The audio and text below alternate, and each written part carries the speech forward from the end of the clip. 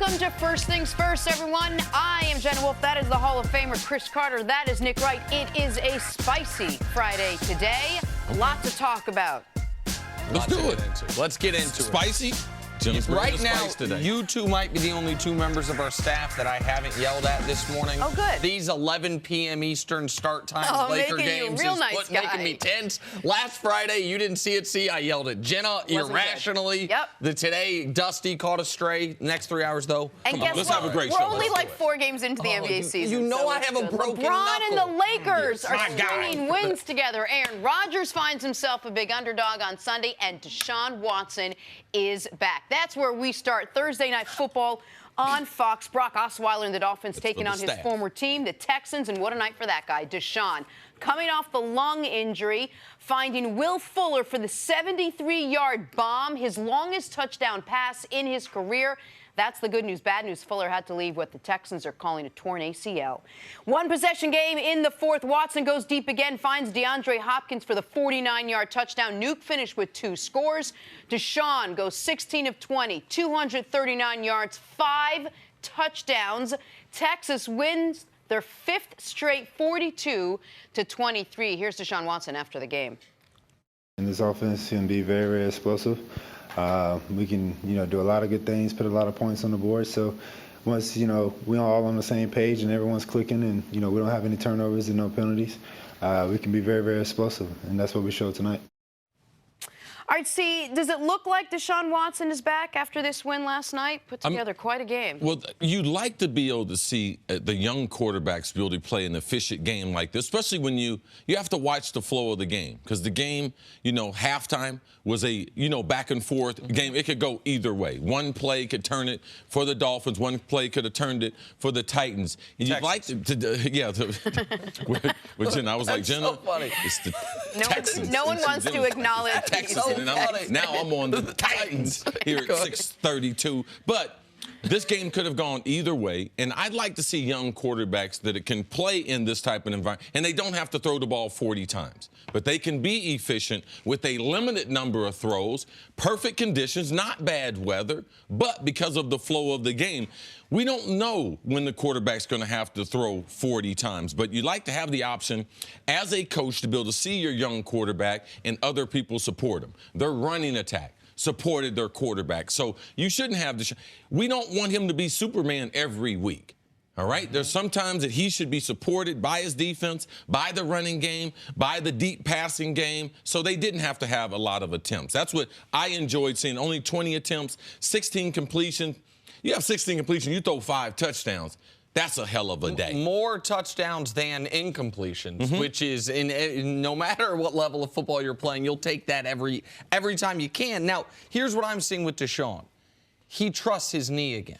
Like that, I think, is what you're getting at, because he is not afraid when it's being presented to him. Now, with that weak offensive line for the Texans on the rollouts, okay, I got to go run.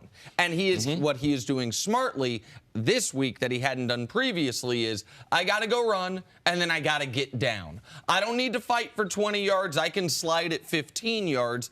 And you saw it's really unfortunate for the Texans that Will Fuller looks like he tore his ACL, because he is a perfect complement to what is, I'm very comfortable saying, a special football player in DeAndre Hopkins. Yeah. DeAndre Hopkins, Hopkins can do just about everything well. The one thing Hopkins doesn't have is elite straight line speed. That's what Will Fuller added on the opposite side. So the fact that he might have torn his ACLs, unfortunate for them, but that's what this offense can be. Deshaun Watson looking a lot like Clemson Deshaun Watson. That's what we saw last year in the 6-game sample before he hurt his knee. You're starting to see that come back. And it's something you said all along, that a true recovery period from a torn ACL is not a year, but more like a year and a half, which puts us right here, and you saw him feel so much more comfortable last night. Okay, so now the Texans have won 5 in a row. Yesterday we went through talking about how some of those wins were very close. Did you earn them or did you just get the W? Now that it's 5 in a row, can you look at them as contenders, true contenders? Well, the thing, you can look at them as 5 in a row, but I think it's important the last 2. What they did to Jacksonville was a huge win,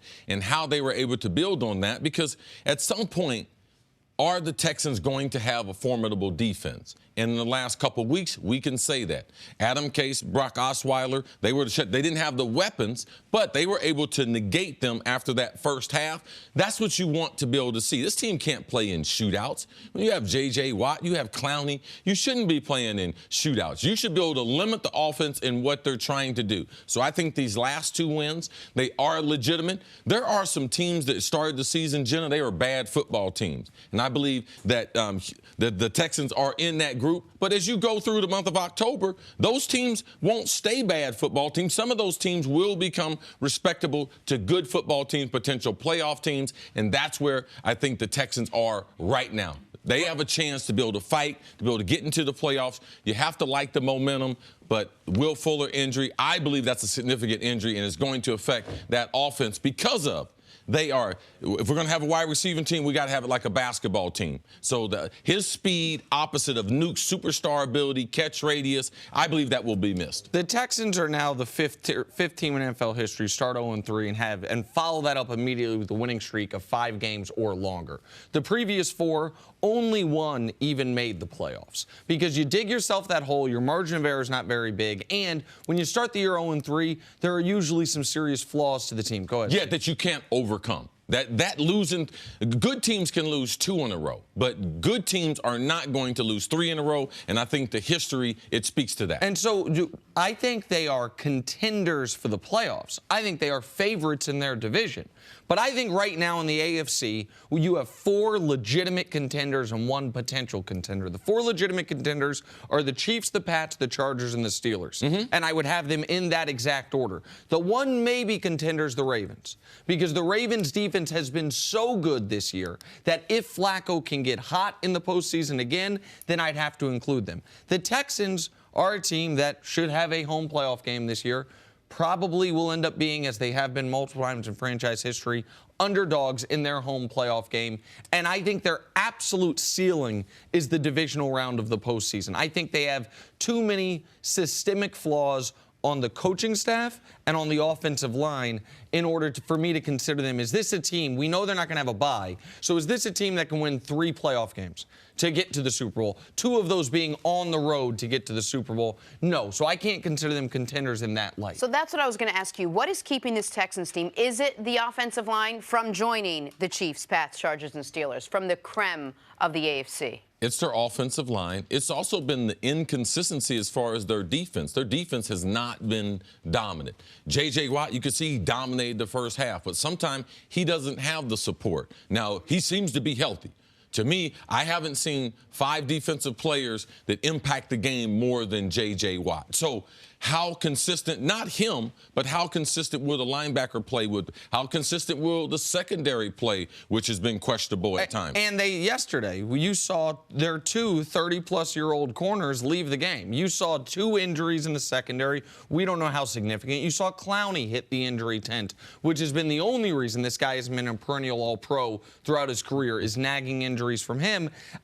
Listen, the reason the Texans are not in that echelon right now is they have a ton of cap space, so they could be a team that actually is active at the trade deadline if it tries to pick up one of those contracts from a team that's starting to rebuild, whether it's the Giants. Like if there's significant secondary injury, could Janoris Jenkins find a home with the Texans? So they haven't spent a ton in free agency, and in order to get Deshaun Watson, they had to trade 2 first-round picks. In order to get rid of Brock Osweiler, they had to trade away a second-round pick. And they're still paying for that. Right, so the cupboard is not fully stocked for them. And the other reason is, and last night, give them credit, it didn't bite them. They had been just awful in the red zone. Going into last night's game, this team had kicked 20 field goals and scored 14 touchdowns. Like going into last night's game. When I saw the graphic, I thought it was a misprint. Yes. I was like, man, we messed that one up right there. And so inside the 5-yard line, they had been awful going into last night. So for all those reasons, you have questions about them you don't have with these other teams. But what you know is they have a quarterback that can go off.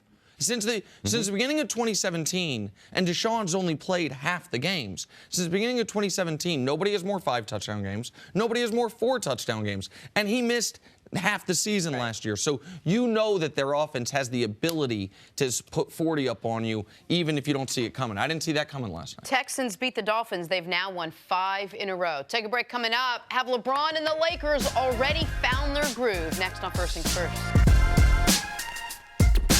Welcome back. We'll get to LeBron and the Lakers in a second. But first, DeAndre Hopkins. Did you see this? The crazy one-handed catch between the legs. It was called back on offensive pass interference, but what's it called, C? That was a football nutmeg. Football nut. But he did it to himself.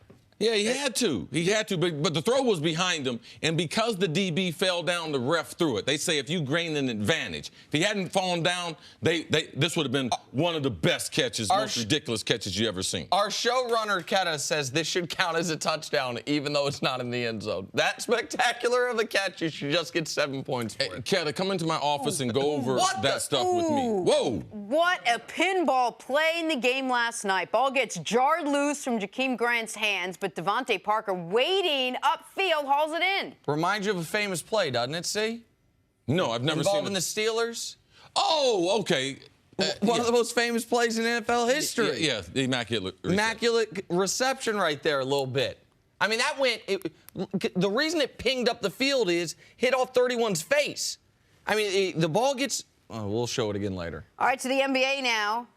Jason Tatum with the facial on Paul George. Oh, yeah, that's what it is. It's called the facial, also called posterizing. That's what it's also, so get some of that, son. It's also, I mean, listen, Paul George went up for it. Good for him. Paul George tried to stop it. Jason Tatum said these young legs. Yeah, on this show, we give respect for trying to defend it. Absolutely right. Put your face in there and get I got so mad at my son in high school when he would be like, no, I can't show up on a vine. Man, go try to block somebody. Pistons, Cavs, Blake Griffin splitting 2 defenders. Nice spin move with the easy slam. Hey, shout out to the Cavs. First game all year, they never trailed by 20. Now, they didn't win, but it's a step in the right direction. Yeah, that's your boy Jetty right there with that ghost defense. Hey, that ain't Jetty's fault. No, it's not his fault. No. Blake Griffin. Expect Blake Griffin to have some career-high numbers this year. Micah Norai designs Nuggets, their offense. Lakers, a lot of former famous faces in this one. Kobe, Magic, and the young kid, LeBron. Tied game late in the fourth. LeBron on the go throws down the dunk in transition to take the lead. Next possession, it's Lonzo Ball at the top. Step back. Clutch 3. Boom. Later in the fourth, LeBron James looking, finds Kyle Kuzma. Kuzma in for the dunk. Kuz would chip in 22 in the night, and LeBron would take over late to put this away. The King finishes with his first triple-double as a Laker, 28 points, 11 boards, 11 assists. Here is LeBron after the game. Absolutely. I mean, it's my first home win as a Laker, my first triple-double as a Laker. I felt if we didn't get this win tonight, they'd probably take us off national televised games. It's a good win. It's anytime you're able to do, good things individually that results in wins. That's what's important to me. When it results in a win, I think our crowd has been great, in our home game so far, and they were great again tonight. I guess the first couple games when we fell behind, we stayed behind. We was competitive in all the games.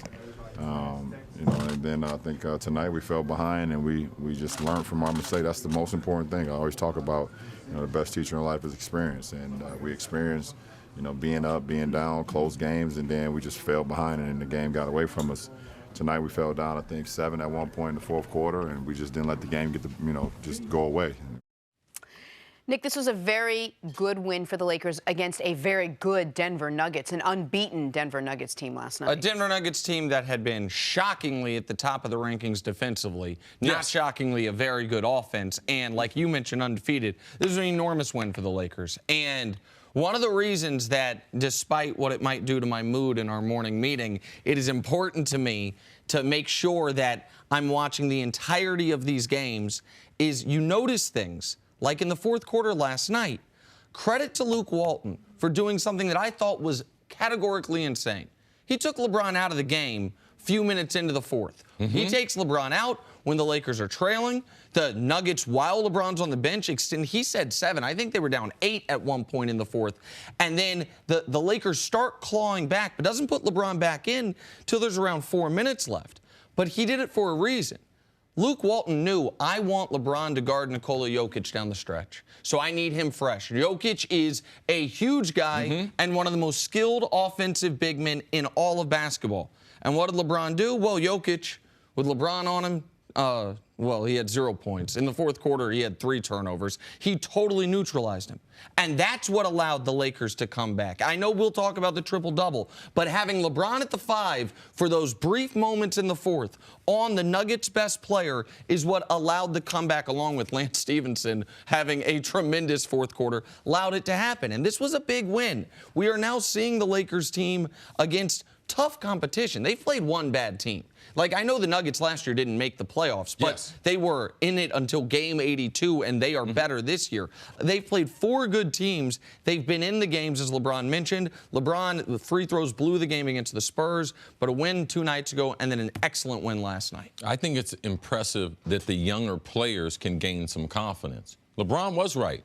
This script was a lot like the other losses, but in the fourth quarter, they were better because this game was going back and forth. You mentioned the 8-point lead. The Lakers, their biggest lead was 7 points. So either team, but to see this young team depend on each other defensively to move the ball around and individually. You see Kyle Kuzma hitting shots, moving without the ball. You see LeBron orchestrating the offense, some of it. You see Lonzo hitting a big shot, a step back when they're going to give him that shot. So these little things inside of that win, they make them more impressive. And I believe it's also important as a message with LeBron that they beat some of these playoff teams compared to, we just came up a little bit short. And I said to you, I thought it took LeBron, and this isn't an excuse, I just think it's real, 2.5 games to get into the season. Now, maybe it was nerves, maybe it was the new environment, maybe it was, whatever it was, he didn't look like LeBron until the second half of the Spurs game.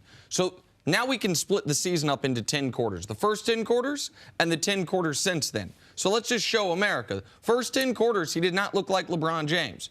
54 points, 43% from the field, a 17-10 assist-to-turnover ratio, and a negative plus-minus. The 10 quarters since then, 75 points, 52% from the field, a 29-4 assist-to-turnover ratio, and a positive plus-minus. And that's despite not even playing in the fourth quarter against the Suns. Like, LeBron all of a sudden looks like LeBron again, except for the fact I think he's hit 2 outside shots, it feels like, all year. He still can't, his jump shot hasn't found him, but he's playing very well the last 2.5 games despite that. And he's getting help. Unlike what happened in Cleveland last night, this is a very seemingly well-balanced team. 6 players in double figures last night, 7 the night before. It feels like if you do take him out, it's not the end of the world. It's not like your opponent is going to just run up on you. And they're a young team, but they are a well-balanced team. That's something that becomes important because typically in this situation, LeBron's going to sub out at the beginning of those fourth quarters and then come in typically with like 9 minutes. If they press him, maybe 10 minutes. But I like the fact, and looking at the stat sheet, LeBron only played 34 minutes. Yeah. Like, I can't have him playing 38 minutes in October. Right. Like, so you know what that's going to lead to, especially when you try to get wins later in the season. You know he's going to push it then. So I think the balance of the time, I think the strategy from a Luke Walton standpoint, having LeBron guard the 5, the last 4 or 5 minutes of the fourth quarter becomes important for this young team as they try to gain some confidence going through that very tough Western Conference. LeBron to only have to play 34 minutes in a tightly contested game when 2 of your top 7 rotation members are gone. 2 of your starters to start the year are not there, Brandon Ingram and Rajon Rondo. That would never have happened in Cleveland. It never could happen in Cleveland. So certainly not last year, maybe a couple years ago when they had Kyrie and Kevin Love. But Jenna, right here is a list of offensive rankings in the NBA through this portion of the season.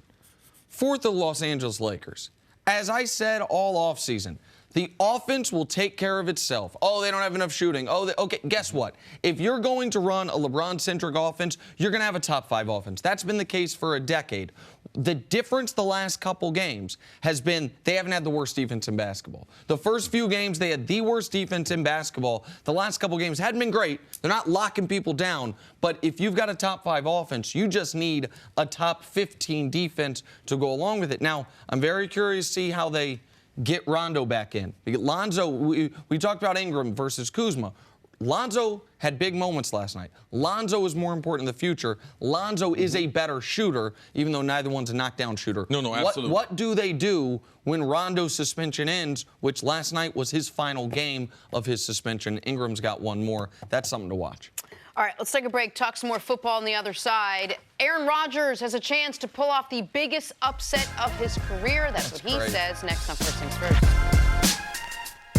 Let's finish up with some basketball. The Celtics rallied from a 16-point halftime deficit to beat the winless Thunder 101-95. Kyrie Irving dropping 15 points, 5 assists, but realizes the Celtics aren't exactly clicking 5 games into the season.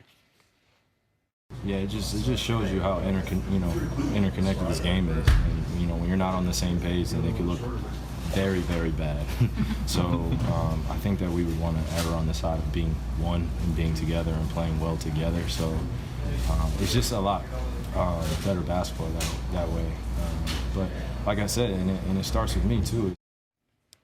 Got to be interconnected, Nick. All right, C, are you concerned about the Celtics at all, even though they won last night? Yeah, but what Kyrie is saying is very, very true. And it's, to me, I saw him in person. Nick and I have been conversating with how good the Celtics can be. We're worried about a couple things. Brad Stevens, with all the talent he has, how does this gel or blend together? How do they get on one page? And your most talented player up until this point was Kyrie, but he might not be after the surgery. It might be Tatum. So now how do they gel?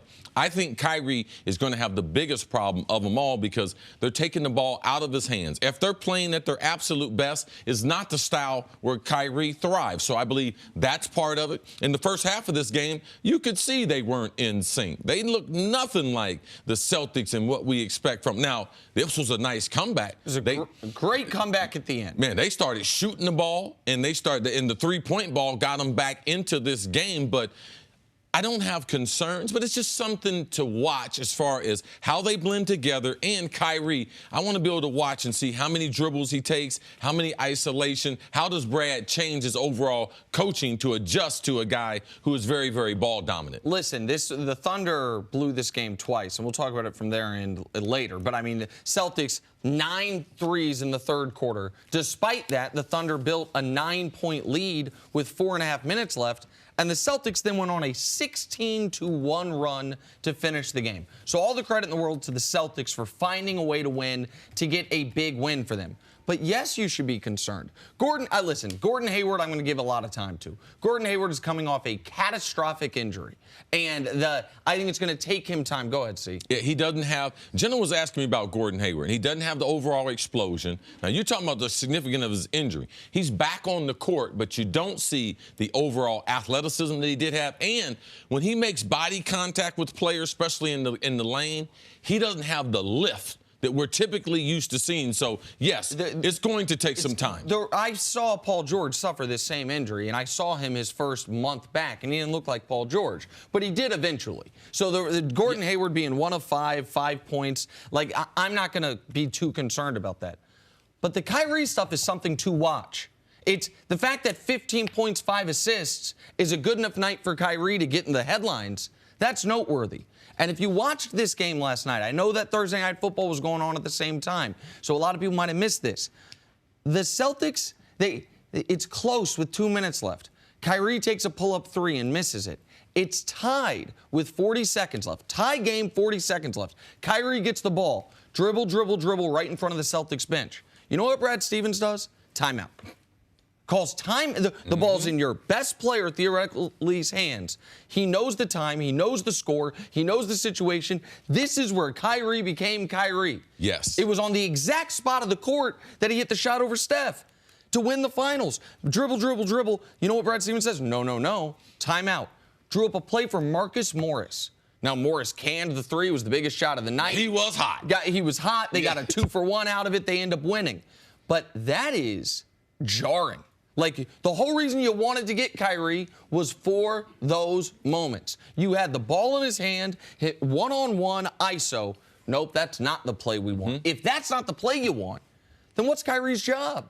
He ain't there for his lockdown defense. He's not there because he's a brilliant passer. He's there for those moments. The best coach in basketball this side of Greg Popovich saw that moment coming and said, I want to talk it over. That's something to watch for Boston. All right, let's move on now. A little football. America's game of the week. Danny Packers, Ainge called down. Rams. Said he's dribbling too much. Danny called that one. Smart man, that Danny Ainge. A hobbled Aaron Rodgers has had his team battling to the last second for every win this season, and it won't get easier Sunday when they go to L.A. Only 11 points separating the two teams over their previous 92 meetings. But Aaron Rodgers finds himself as the biggest underdog in his career. Rams favored by 9.5 in this one. CC, what does Aaron have to do? What do the Packers have to do to have any chance to upset the undefeated Rams in this one? Man, you got to try to get some serious ball control. And I just don't believe conventional that they have that in them. I don't believe the offensive line has enough. At Ohio State, we were taught as an offensive lineman, the coach said, I don't want you to block them. I want you to knock them back. I mean, I don't want you to be playing around dancing when I'm at the line of scrimmage. I'm going to try to treat you some knockback. So the Green Bay Packers, they just don't have it. They don't train the team that way. Can they rush the ball? Yes.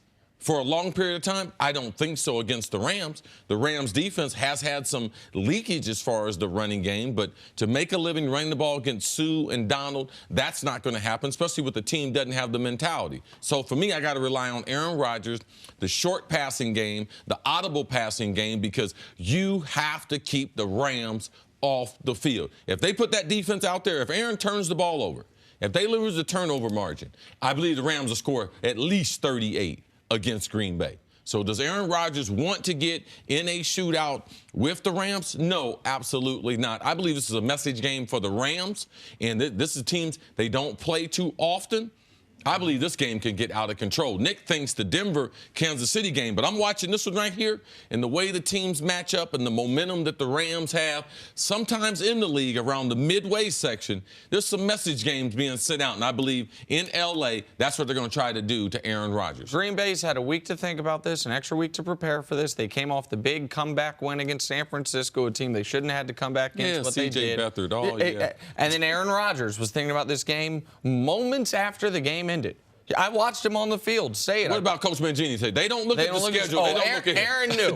Aaron knew. He said he was still wearing his uniform. He's on the field. He said we got to bye, and then we got to get a few weeks that can really define our season. Some really tough opponents coming up because they know they got the Rams, Patriots on the road in succession, and then a couple more tough road games a few weeks after that. Here's the key to this game: the Rams never go 3 and out. They go 3 and out 1 in every 12 drives. 8%. That's the fewest, least in football by a wide margin. That is one of the few things the Packers defense is very good at. They force the third most 3 and outs of any team in football. Got to do that. You got to steal extra possessions that way. Because where the Rams are great is they're as balanced as any team in football. They only pass the ball 51% of the time. Think about it, in today's NFL, with those weapons, that quarterback, Sean McVay, they're only passing the ball 51% of the time. That's the second lowest. The Packers, on the other hand, pass it almost 70% of the time, the second highest. The Packers haven't had the ability to have balance because of lack of personnel, but also because they've been trailing a lot. They've had to throw it to come back. The Rams know they've got the best player on their team, the best offensive player on their team at least, is Todd Gurley. You have to find a way to not let him have 35 fantasy points on you. Which is what he's doing. Everyone, no matter what fantasy league you're in right now, the team with Todd Gurley is in first or second place. I guarantee it. Because every week he's got a couple touchdowns. Every week he's got 100 yards from scrimmage.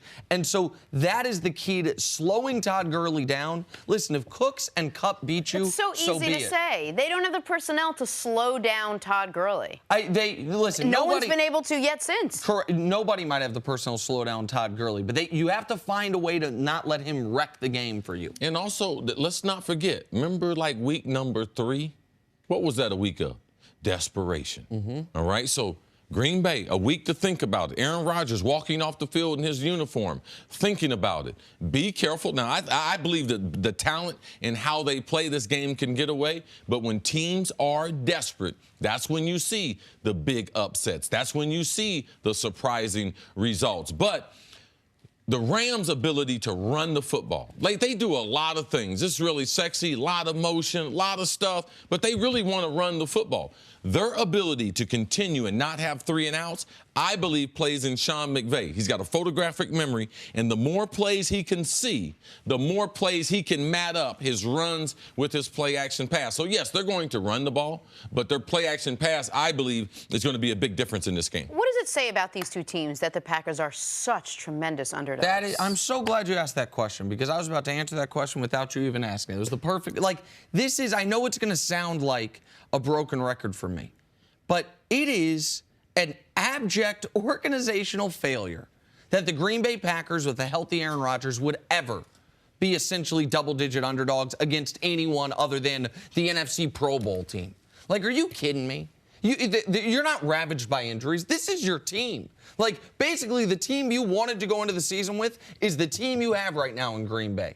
And you are, at the midway point of your season, coming off a bye in a critical game, and the smart guys in the desert say, oh, this team's 9.5 points better than you? Are you kidding me? There's a reason this is the biggest underdog Aaron Rodgers has ever been. Some of it's about the Rams. I get it. A lot of it's about the Rams. But a lot of it's about the players around 12. And that's unfortunate for him. It's a lot to do with the Rams and the overwhelming confidence. We saw the Rams get into the playoffs last year, get a little bit of experience. We saw all the people that they added. Remember, we talked this offseason. Man, they're so talented. Are they going to have a locker room problem? Vegas realizes this is the best team in football, and regardless, that good team will beat the superstar one player. And I just believe also internally, Vegas has seen some of the back and forth between Aaron, the organization, like the lack of sometimes control or direction of where they're going to go. I believe that the number is right as far as Vegas. These two teams are that far apart at the midway point, basically, in the season. Wow. But you're right. It's unfortunate. I mean, that's an indictment on the 100%. organizational structure around Aaron Rodgers. All right, got to take a break. Coming up, is the Saints-Vikings matchup a revenge game for Drew Brees? That's next on First Things First. Back here, First Things First, we're joined by Super Bowl champ Cris Canty. Good morning, Chris. Good morning, Jenna. How you doing? I'm great. It's Friday. We made it. Big day for Canty. Canty's Boston Red Sox. Really? We doing it? We doing that? Canty's Boston We're doing Red that Sox today? 2 games away from World Series. Just because you predicted the Dodgers to win, don't take that out on me. Listen, that's I'm a just you happy problem. for you, man. That's not on me. I'm just, yeah, I haven't lost. I said Dodgers in 6. The Dodgers, they have to lose how's 2 that games. working out? They got to lose 2 games. Okay. Thus far, the prediction looks great. Nick Wright. What? Zip it. Okay, no problem. Welcome to the show. Great matchup this weekend, Canty. Drew Brees and the first-place Saints taking on Kirk Cousins and the first-place Vikings. A rematch of last season's NFC divisional round matchup, and unless you were living under a rock, you might remember how this one ended. My guy, Case Keenum, finding Stephon Diggs for the 61-yard game-winning touchdown as time expired. A little play that'll forever be remembered as the Minnesota Miracle. But if you ask Drew Brees, vengeance is not on his mind. This is not a revenge game. There's not, listen, it's a different season. These are new teams, even though there's a lot of similar personnel, it's a new season, it's a new team, it's a new mindset, So, listen, it's a very good opponent that we're playing on Sunday Night Football at their place.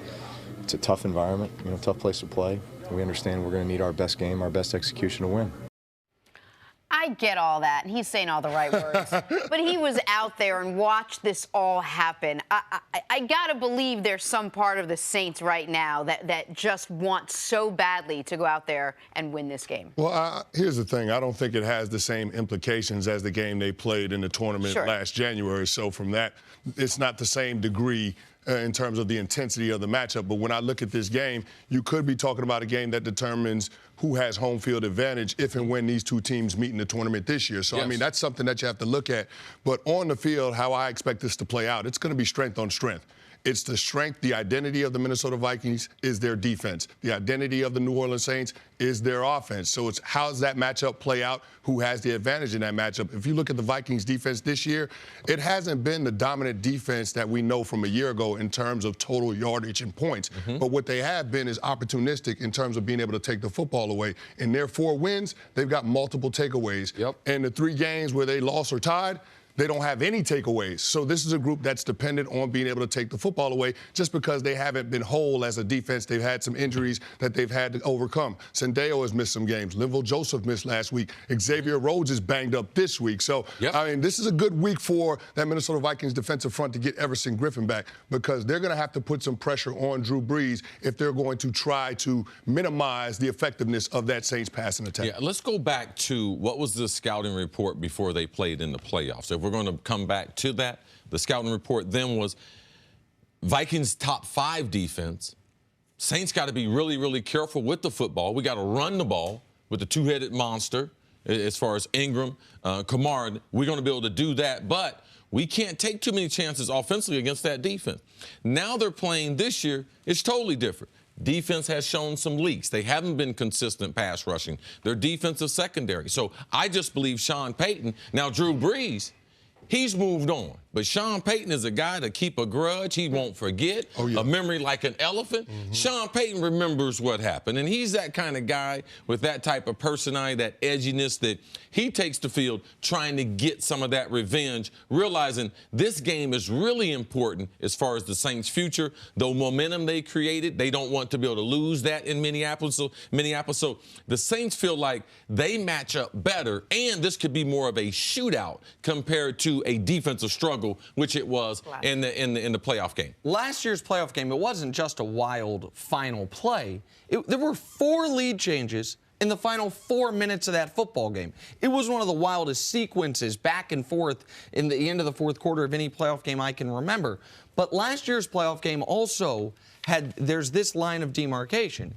This Vikings defense was different the whole season up until the first half of that playoff game and what it's been since then. The second half of the playoff game against the Saints, you started leaking. The next game they played, they got shredded by Nick Foles. And this year, they have not yet fully found their footing. The reason they can be 4-2-1 without the dominant defense they had last year, even if they still have the same personnel, is because their passing attack has been excellent. And that's where I think the Vikings have a decided edge this weekend, is it's their strength on the Saints' weakness when it comes to the Vikings passing game against the Saints' pass defense. Saints, I believe, have the 30th ranked pass defense now, it's real bad. which is surprising because last year with the 2 rookies, the rookie safety who made the bad play, Marcus Williams, and then we know the rookie, defensive rookie of the year, whose name I'm forgetting, Marshawn Lattimore.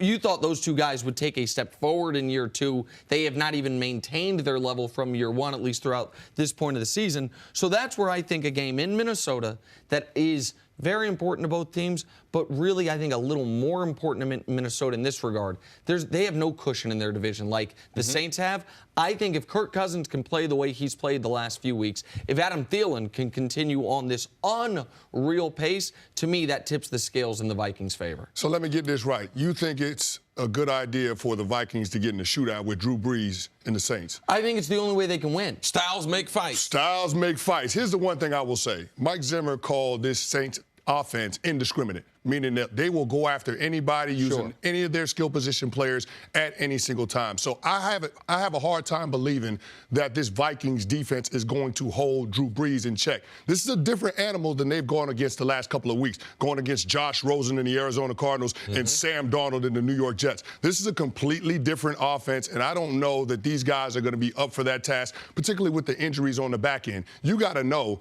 that Drew Brees is going to go after Xavier Rhodes, and if he doesn't play, he's going to go after his backup. We'll see how they hold up in coverage on the back end. But let's not discount this New Orleans Saints running game because they can run the football as well. And if they're able to have that kind of balance, it's going to be tough to slow down this offense to keep them from scoring points. And as much as I like Kirk Cousins, I don't trust him to be able to match points with Drew Brees in that Saints offense. Well, the one consistent offensive weapon the Vikings have had has been Adam Thielen. How do you approach this game? How do you stop a guy like Adam Thielen? Well, when the guy's in a zone like he's in, 7 straight 100-yard games, when you design the game plan, there's a certain quadrant of that game plan designed on getting him in matchups against this secondary.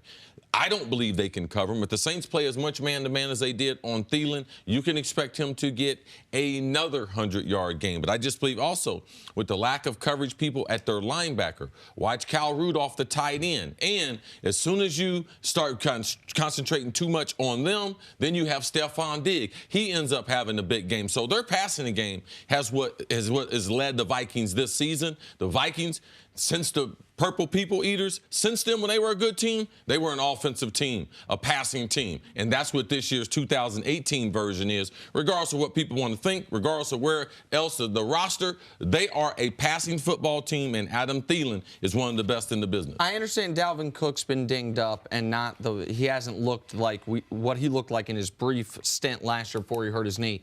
But why do you guys think the Vikings have been so ineffective rushing the football? That they've been very good passing the football, but it's also been out of necessity. They have not been able to find any consistent rushing attack. It's the injuries up front on the offensive line. I mean, they're missing Eason. I mean, Compton has had some issues. He's been in and out of the lineup. I mean, their offensive line as a whole hasn't been together since the first couple of weeks of the season. So I think that has an effect on the run game. Now, you would think that that would be a liability in terms of being able to protect Kirk Cousins, but that hasn't been the case, and Cousins has been able to manipulate the pocket enough to be efficient in the passing game. But when you look at what Drew Brees is doing this season, 77% completion percentage, it's on pace for right at 5,000 yards, 13 touchdowns, but CC, no interception. Yeah. That's why I always give the edge to the Saints if this comes down to whose offense can score the most points in terms of being effective when they have those possessions. Yeah, a little inconsistency as far as the offensive line. Also, in this new era of lack of practicing, it's hard to develop that continuity. So you have injuries, but the number one reason is lack of talent. The offensive line for the Vikings is an undersized, small, positional offensive line. So they do a decent job in pass protection, but as far as being big and be able to force their will on a defense, they aren't built that way. And Dalvin Cook coming off that knee injury, a lot of players struggle with their hamstrings in trying to re-strengthen that knee. So he's had problems with that hamstring. That's given him more problems than the knee. But that really explains why their offensive line and why they've struggled being able to try to force their will on the defense. We should mention Vikings tight end Kyle Rudolph will join us coming up in a little bit. Can he stick around? On the other side, Blake Bortles knows he's the scapegoat in Jacksonville, but is it really all his fault? That's next on First Things First. Back here with Cris, and as the lovely British woman would say, the 3-4 Eagles and the 3-4 Jaguars are squaring off my number. for a spot of American football in London. Neither team playing like last season. With Jacksonville. It caught me all off guard. See, calm down. Keep going, Jacksonville on a 3-game skid. Many people are pointing the finger at the quarterback, Blake Bortles. And no one knows that more than Blake Bortles, who had this to say before being benched in the Texans game last week. I'm totally at peace with that, he said. I totally understand that I'm like the scapegoat for this team. When we play good, the defense played well, the running back did good, the receivers made great plays, and when we play bad, quote, Blake Bortles is the worst quarterback on the face of the planet. And I get it, obviously. That's not what I would have chosen for myself, and I'm sure it'll never stop. But I couldn't care less. I just want to win football games with this team. A lot of reaction on this set. I'm just going to start with your face of perplexity, if I can say. What was your reaction to all that? I'm so confused. Yes, you are. He feels like he's the scapegoat? I mean, that would imply that he didn't do anything wrong and that the team is in this situation because of everything else besides him. Besides Blake. Where the reality is that Blake Bortles has turned the football over 8 times in the last 3 games, and they've lost 4 out of their last 5 games, and the offense has scored a grand total of 34 points. So to me, you have to attribute that to poor quarterback play and the offense not being able to move the football, not being able to sustain drives and capitalize once they get into the red area. But when I look at this team, their formula for success is being able to play really good defense and have great field position. When you have your offense giving extra possessions to the opposing offense, you're not going to have a lot of success. So I feel like the last few weeks we've seen that defense let go of the rope just because they realize the quarterback play has been so bad that they don't have a chance to be competitive in every single game. But their defense isn't playing that well. Their defense hasn't been playing that well, CC. No, Blake, he's right about that. You're right about that, but let me kind of dissect this as a guy that's done a lot of interviews, interviewed people, and also tried to maybe mislead the media when I felt like it was necessary. Okay. This right here is a guy who gave us a little insight in what's going on in that locker room. Forget what the media is saying, because when the media has been saying this about Blake Bortles through his first 4 years, it was fine because he had the support of the organization and his teammates. Man, his teammates are like, man, Blake Bortles is our guy. Man, we're going to win a Super Bowl, man. Duval County, we bringing a Super Bowl here. Now them guys across the locker room, you can start to hear the bickering in his comments, because he said, this ain't going to change. This is what I've been dealing with in this locker room ever since I got here. Now, their defense hadn't always been good, but since it's been good, when they play good, it's their fault. I mean, they get the credit. Right. When we don't play good, it's the defense don't play. He said, when I don't play good, the defense don't play good. No, that's recent. So he's starting to share some of the insight to what's going on in this locker room. We've heard a lot of we've heard people that say this locker room is in disarray, that there's bickering going on. Jalen said, we know whose fault it is. Don't nobody want to mention it. So Jalen already called him out, and it's hard to be the spokesperson for the team as a defensive back, and it's not the quarterback. So for me, this is a guy whose confidence is fractured. And you think he might get benched in London? Yeah, it's on the board every game that he goes in. So this Jacksonville team is not the team that started the season. This is the one with their quarterback doesn't have confidence because his own guys have given up their confidence that they did have in him. You know, see, you make fun of me because sometimes I say I feel badly for this guy, or I show sympathy, and you say it's pro sports. There's no emotions here. I have no empathy or sympathy for Blake Bortles in this situation. Here's why. If you're a starting NFL quarterback and you are bad year after year, that ends in two ways for you. One way is you're no longer a starting NFL quarterback. The other way is, for some reason or another, you get to keep being a starting NFL quarterback and you become a punchline. Guys that get benched because of Blake Bortles' level of play, they don't become punchlines. They're just guys that are no longer starting NFL quarterbacks. He has gotten an extended lease on this starting job with no real threat of competition for 5 years. This comes with the territory, man. And this whole, to me, those comments were a lack of responsibility. Again, I try not to assign, I talk for a living. So I shouldn't expect guys who play football for a living to necessarily be able to communicate at the exact level I would say if I were them. But you know what I would have said if I were Blake Bortles? Hey, last year, I got criticized a lot. Go look at the numbers. Look at our team's record. We had the best defense in football, but I was a big part of why we were good. This year, I'm being criticized a lot. I'm a big part of the reason we're bad. I need to play better. I thought I'd gotten to a place in my career where I was past it. This year, the last 3 weeks in particular, I've gone right back to it. Who's ever said that? There have been tons of athletes that have. I mean, don't you feel like that there have been seeps tons into of your athletes, psyche if Jenna, you start but not talking tons that of way? quarterbacks that say it like that, because the quarterback position by nature is a leadership position. So you've got to accept some level of accountability for what the team has been doing the last few weeks. You have to. If you're Blake Bortles, you have to recognize. Yeah, even if you don't do it publicly, we know it's done privately, from man to man, as far as our responsibility. Absolutely. To a man, you got to make sure that you stand in front of your teammates and accept whatever responsibility for not performing well at your job. Because ultimately, we call it a game, but these are these guys' livelihoods. And the defense is looking at this situation and saying, the quarterback has got to give us a chance to have some success this year, and the quarterback has not done that in the last month of football. So, yeah, that's why you have a fractured locker room. That's why you got reports of guys fighting after last week's game. That's because those guys recognize that Blake Bortles doesn't give us a chance. And Blake coming out and making these comments doesn't make things better. It makes things worse. One thing in the NFL is important, and it's more important at some point than talent, and that's confidence. That's the confidence to know that I'm here for this job and I'm made of the right stuff. Tom Brady, I tell people all the time, it's one of the greatest stories in the history of sports. Bob Kraft drafted him. Tom Brady, the first time he saw him, I'm the baddest dude. It's the best draft pick you ever. Now, as it played out, he ended up being the baddest guy. But if you don't think that, I try to tell guys all the time when they're losing their confidence, man, realize if you went to the bank and you applied for something, a loan, a house, a mortgage, anything like that, they'd ask you your occupation.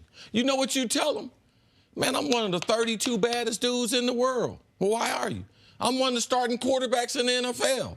All these guys got to be a type A personality, a take charge type guy. And that interview, that soundbite, that's everything. That woe is me everything stuff. But that, man, as a quarterback, I don't expect you to be a killer, but I expect you to have the type of confidence that I can hunt with a bunch of killers. Now, I like to use that analogy because that's appropriate to going out into these games. And when your teammates, how can I vouch for you and you're telling me you're not any good? He said that this would never change. It's up to him to change it. Man, what the scouting report on me after 4 or 5 years in the league, let me tell you something. It better changed after 10 years. And if Blake Bortles, if he can't change that, you're responsible. I knew Cris Canty as a young player. He wasn't as good as the grown man that I saw that won championships. Absolutely not. Yeah. Why? Because he took it upon himself. A lot of this is based on yourself. You got a great defense. They put a good organization. They can run the ball. They got a very good offensive line.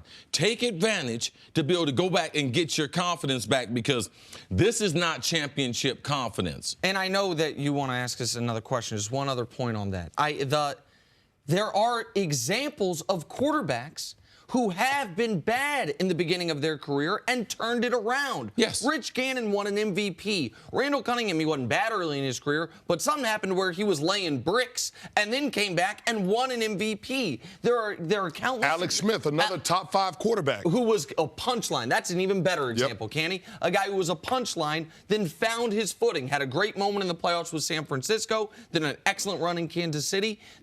It's not like it's just make-believe that guys can reinvent themselves. Now, we might all think Blake's not going to do it, but the one person in the world that's got to believe he can do it is Blake Bortles. Man, Tom Brady got tired of giving Belichick credit in this defense and the special teams. Them first 2 Super Bowls, when you talk to people who know Tom Brady, man, that burned him up. Man, Belichick tried to tell him to play conservative when he won his first Super Bowl. Drew Bledsoe said, hey, listen, man, go out there and win the game for us. Don't listen to them. Right, John Madden was saying play conservative on the broadcast. Kenny, I'd be remiss if I didn't ask you about who the Jaguars are playing this weekend in the Eagles.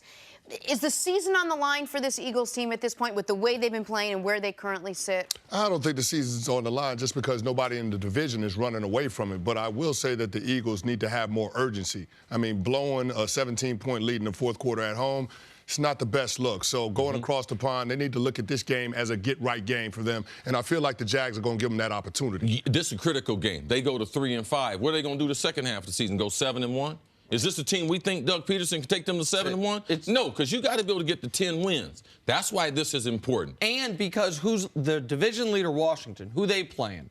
Who they playing, Canny? The Giants. Yeah. The Giants who are, I mean, they waved the white flag. They waved the white flag. So I'd be shocked if Washington's not 5-2. Jenna, Hub, Ketta. Man, we can beat the Giants this week. Oh, come on. Now, you're doing the numbers and all the replays and everything. But the Redskins still got to see the Eagles. Where's Just remember this that. They still got to see the Eagles. Which one? This Eagles. Oh, where the sexy lady lives. In London, of course. Yes. Why wouldn't it be played there? Yes. Canty, we'll see you a little bit later in the show. Coming up, are the Rockets offering way too much for Jimmy Butler? She's hot. On First Things First. Tonight, it's Game 3 of the World Series between the Red Sox and the Dodgers, with Boston up 2-0. Dodgers look to ignite the hometown crowd as the series shifts to L.A. Red Sox-Dodgers Game 3 tonight at 7:30 Eastern on Fox and the Fox Sports app. We will get to a crazy NBA trade. But first, let's talk about this World Series. We should. You guys think that the Dodgers are finished? If the Dodgers lose No, we don't think the Dodgers. Hey, man, don't be trying to make up stuff. Jen and I don't think the World Series. We think it's going to be a great series. First of all, we're both rooting for 7 games. I don't think we're rooting. I would love to see a great series. So you're just rooting for me to be wrong on stuff? What's happening? No, it just seems like you always take the wrong end of whatever the conversation is on these sports topics. Nick, the wrong man. My middle name is wrong. My last name is right. It just seems like you're just always wrong about sports. That's the take. Yeah, and you don't have the overall seasoning of myself. When I make a mistake, I was wrong. Quick, get it out there and then get on. And then move on. Anyway, it's going to be a great. And listen, they need Bueller to pitch well tonight. Yes. If he pitches well tonight, then all of a sudden, Game 4 will determine the series, and so that's where we're at right now. I'm concerned about the hometown crowd. L.A., man, everything's laid back. Bro, at 4:30, 5 o'clock, L.A. traffic? Are the people going to be there? That's a good The point. Red Sox at Fenway Park decisive home field advantage in those first 2 games. Absolutely. And if the Dodger Stadium can fit a lot more people than Fenway, but because of that, it's almost a worse home field advantage. Because Fenway's so small, feels like the fans are on top of you. If you've been in a game there, been in a game at Dodger Stadium, it's so big, it doesn't have the same type of feel. And the 5:08 first pitch in Los Angeles, you ever tried to get to Dodger Stadium? That's a real thing as well. It's a good point. All right, should be a good one. World Series. Get there, people. Forget work. Forget work. Said from CC. Who Do was here that on work. time today. We'll get to a crazy NBA trade in the works in a minute. But first, DeAndre Hopkins making a crazy one-handed catch between the legs, called back on offensive pass interference. But what a catch. Maybe the 2 best catches of DeAndre's career didn't count. There was one when I was there in Houston that happened around midfield where he caught just the tip of the football falling down. I can't believe this ball never touched the ground. He never lost control of it. He's been one of the few guys that does a lot of these trick catches and everything. In college, it started very, very early, but it transitions over to the game. He's a guy that can do it live action. Watch the pinball play for the Dolphins. Ball gets jarred loose from Jakeem Grant's hands. Devontae Parker waiting upfield, hauls it. Devontae Parker has been upset that he's been a healthy scratch. He claims seems to be on the wrong side his of the agent's coach. been speaking for him. Devontae Parker's been really quiet. Right, but his agent's been very upset on his behalf. Devontae had a big game last night, one of the few Dolphins with a big game last night, but this was just lucky. Yeah, I think he needs to get your card, fire his agent, hire the Nick Wright law firm to be able to represent him for future endeavors. We've got some Devontaes on the staff. And finally, Lonzo Ball worked on his shot all summer. It's starting to show. Hits Nikola Jokic with a vicious step-back 3. Listen, Jokic ain't never been accused of being a great defender. Excellent offensive players, held in check a little bit last night. This was an enormous play in the game.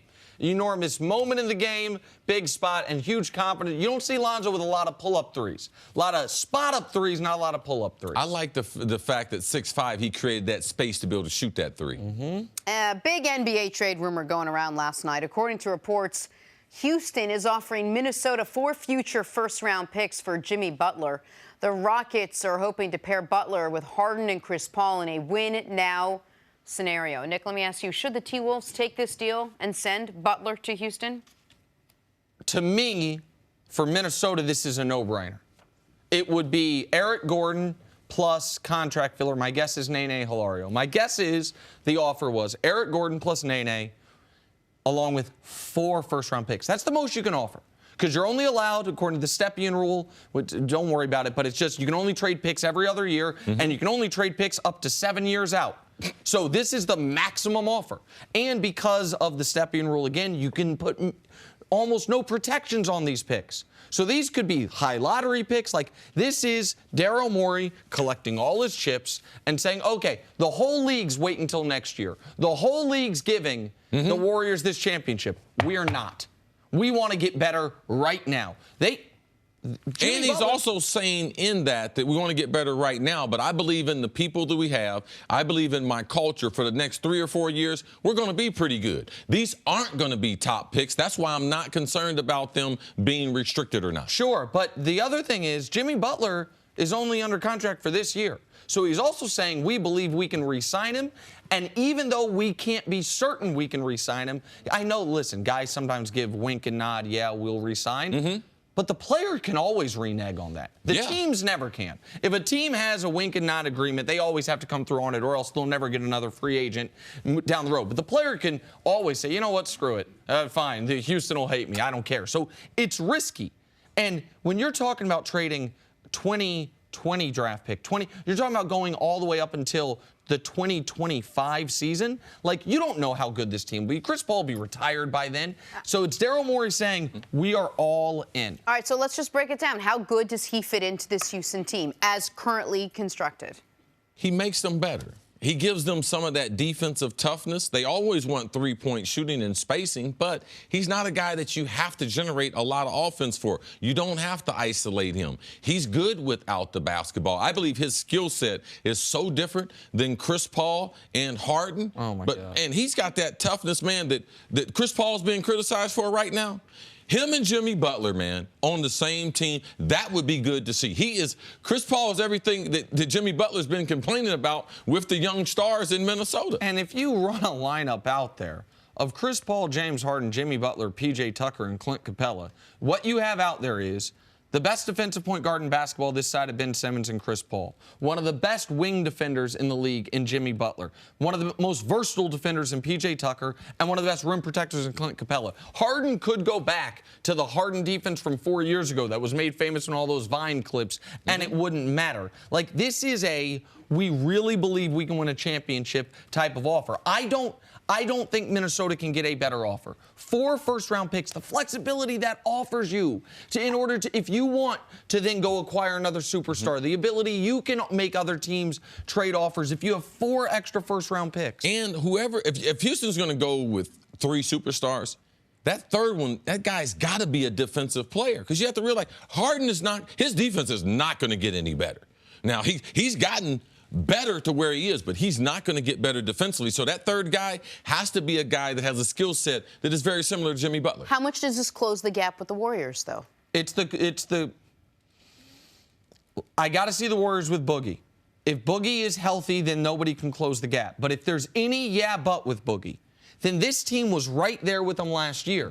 And if you upgrade Eric Gordon to Jimmy Butler, Eric Gordon, who's an offense-only player, that can create some problems. It can create some real problems. And Jimmy Butler, by the way, had all the drama this offseason. See, it came into the year, best player on the team, 25, 5, and 4 a night. Like, he's shown up to play each and every night, playing the best, again, very small sample size, best basketball of his career. I don't know how Minnesota turns this down. 4 first-round picks. The Rockets might be regretting this 5 years from now, but they won't care if they're shining the championship ring. I think it's a bold move by Daryl. Thank you for listening to the First Things First podcast. Remember, leave us a review and tell us what you think. Subscribe to the podcast on Apple Podcasts and catch us on FS1 Monday through Friday, 6:30 a.m. Eastern. For Cris Carter and Nick Wright, I'm Jenna Wolfe. So long, everybody.